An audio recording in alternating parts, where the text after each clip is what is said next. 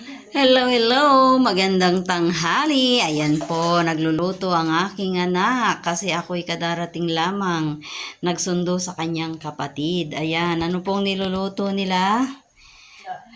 Ayan, uhulaan po natin. May dahon po siya ng sili.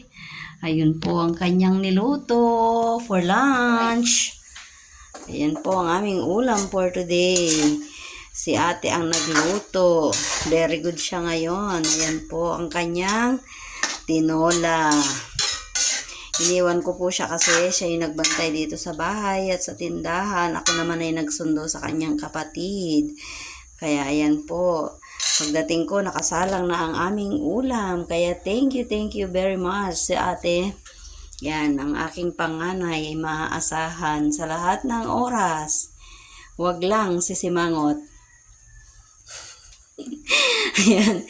Thank you for watching. Ayan po, maya-maya kakain na po tayo. Maraming salamat ate sa pagluto ng lunch. Ayan po, ay naku po, may bayad daw. Sisingilin pa yata ako. Siya na po. Bye-bye. Thank you. God bless. Ayan, tinola for lunch. Bye.